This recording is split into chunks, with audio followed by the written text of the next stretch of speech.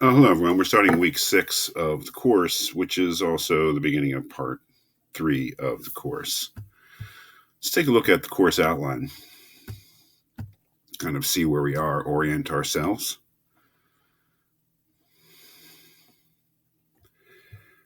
So, part 3 of the course, Immortality and Life After Death. That's pretty straightforward.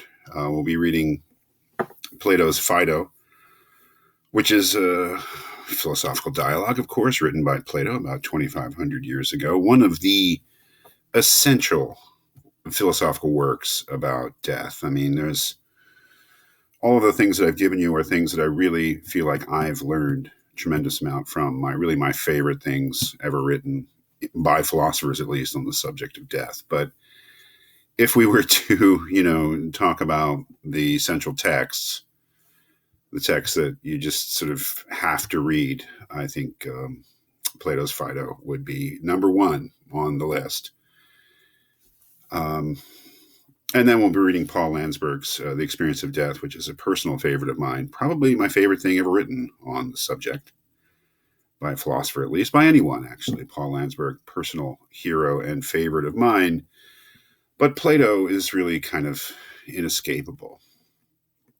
Part 3 is called Immortality and Life After Death, and that should be a signal that this is a real departure for us in this course, that we, as I might have said in the course overview, as I might have said in live sessions or in the videos on particular readings, the first 2 parts of the course take place within a space that's created by Epicurus, at least generally speaking.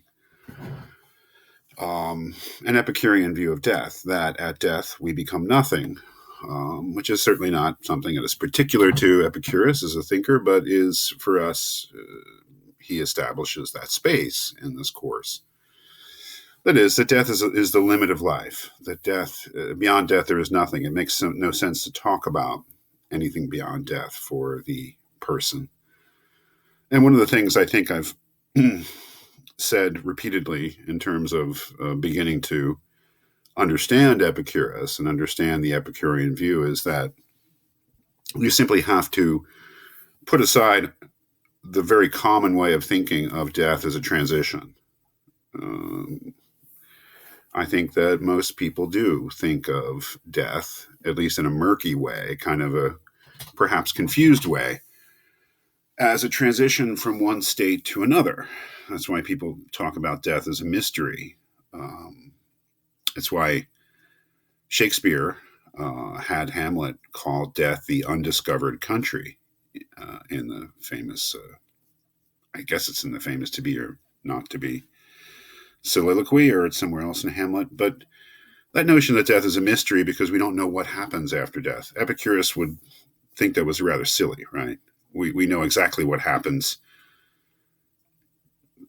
There is no after death, right? That's the whole thing. The whole getting used to the Epicurean position is getting used to the idea that the very question, what happens to us after death, is a nonsensical question because you're thinking of it wrong. Again, you're thinking of death as a transition from one state of being to some other state of being, when the whole thrust, the whole point of the Epicurean view of death is that death is an absolute limit. This is expressed, I think, in another way by Carl Jaspers in Glenn Gray's essay, The Idea of Death and Existentialism, when he calls it a boundary situation. It's an absolute boundary.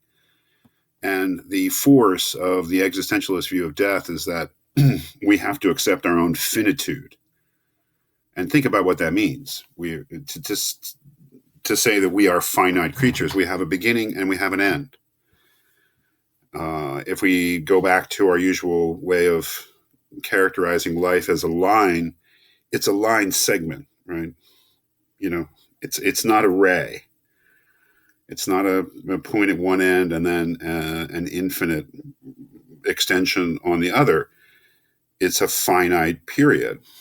And that's that's the thrust. Everything follows from that, really, in terms of Epicureanism. It's only in part 3 of the course that we begin to seriously investigate the idea that Epicurus is wrong, or at least that we explore alternative ways of thinking of death and what I would call an alternative theory of death. There are more parts of the course. There's very interesting things to be said in part 4, but we'll get to that. Part 3, immortality and life after death. In Plato's Phaedo, we have the classical argument, or really a set of arguments that you'll see, for the immortality of the soul.